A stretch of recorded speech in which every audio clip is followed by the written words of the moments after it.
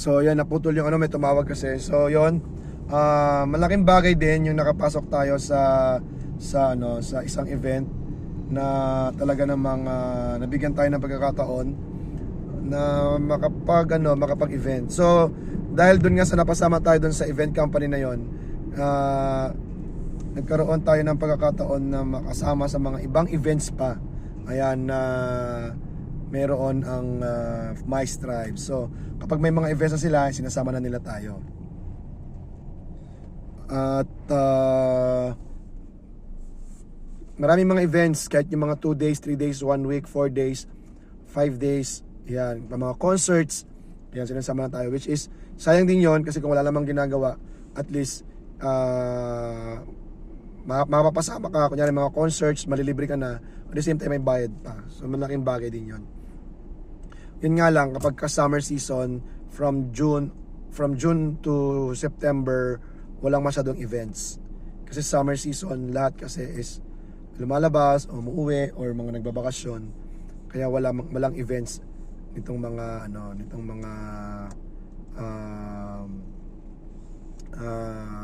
months na ganito. Kaya napaka hirap din kung wala talagang permanent na job.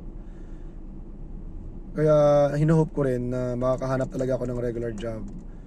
Kasi sa dami na rin kasi ng mga tao or mga applicants din dito sa Qatar, which is syempre kung mababa ang demand at marami ang supply, napakahirap. Kaya sa lahat ng mga gustong sumubok na magtrabaho sa ibang bansa, alamin nyo muna kung ano yung mga pwedeng ma-applyan.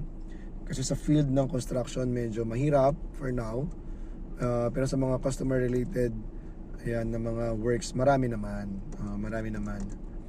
lalo na sa mga supermarkets, sa mga malls, sa mga offices, marami naman. Kaya yun, malaking bagay din na tayo ay nasa sales din, at yun nga, tayo ay nag-live selling, nagde-deliver din tayo ng mga items ng Hookup Qatar.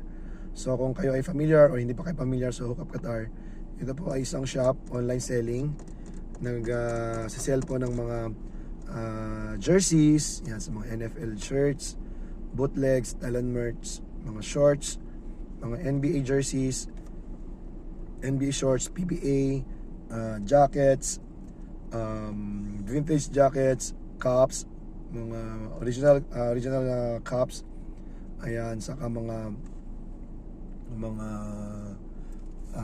shoes, ayan, may mga medyas din. So maraming mga items na binibenta. Ayan. At ang Hookup Qatar nga is located yan sa loob mismo ng The Philippine Store sa May Alsad, which is open yan 24/7. So kung gusto nyong bumili ng mga HQR, ng mga items, ayan, magpunta lang kayo sa Philippine Store. Open naman yon 24/7. So kung meron kayong mga items na gusto, lahat yun ay may mga QR codes na yon, which is pwede nyong bayaran mismo sa counter ng The Philippine Store. Ayun. So yan, malapit na tayo. Dito na tayo sa Sports Signal. Dito sa May Alsad, Bin Umran, Hamad area. Ayan, malapit na tayo. Kaya kung hindi pa kayo nakasubscribe dito sa ating channel, ayan, please subscribe. Click the notification bell para maging updated kayo sa mga bago nating mga vlogs at mga videos. Ay, maraming salamat sa pagsuporta. Yan, malapit tayo. Ito yung Lulu. Yan, kung nakikita nyo itong Lulu na to, katapat niyan is Hamad Hospital. At ayan, malapit na tayo. Ayan, lumikot tayo. Pumasok tayo mismo sa Alsad.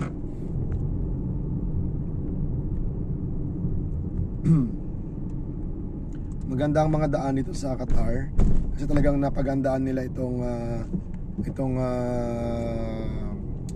road network ng Qatar. Yan, maganda ang naging yung sa urban planning, maayos. May mga portions lang talaga na masisikip gawa ng yun ay yung mga old roads yun sa mga inner cities, which is matagal na kasi yon. So Pero ganun pa man, talaga namang maano pa din, maano pa rin,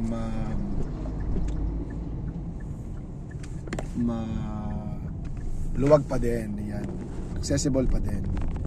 Sa dami ng mga sasakyan, napakaraming sasakyan dito sa Qatar. Napakaliit na bansa pero napakaraming sasakyan, sinasabi ko sa inyo. Halimbawa na lang sa isang flat, usually tatlong rooms. So sabihin na nating tatlong family. Alright, so sa isang flat, tatlo ang family. So sabihin na lang natin tatlong sasakyan yan. Sa isang floor, sabihin na natin na merong 5 flat. O di 15 sasakyan na yon. Tapos merong 5 floors. O di 75 na sasakyan yon. Sa isang building pa lang yon, 75 na sasakyan na yon. Hindi naman 10 building lang sa isang parang pinaka-barangay or ng sitio ng Doha. Ang daming barangays. 10, sabi mo na lang 10 barangay, 750 na sakyan na yun. 10 lang yun na building, hindi naman 10 building eh. Grabe, sa isang barangay, sabi mo na siguro mga nasa halos 1,000. Malapit na tayo sa may Philippine Store.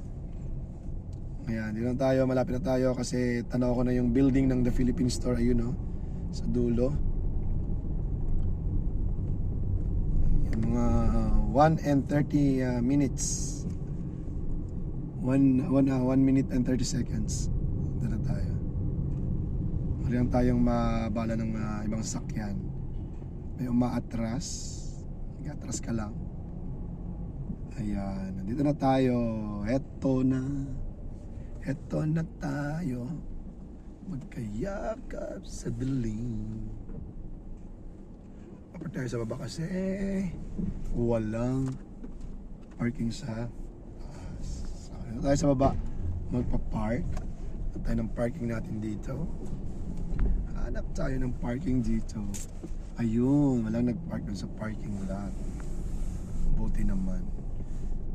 Alright guys, yan. Maraming salamat. Magkita-kits ulit tayo sa susunod natin na vlog. Thank you so much. Please don't forget to like, subscribe, and hit the notification bell para mag-updated kayo sa mga susunod nating mga vlogs. Thank you so much. Bye-bye. God bless.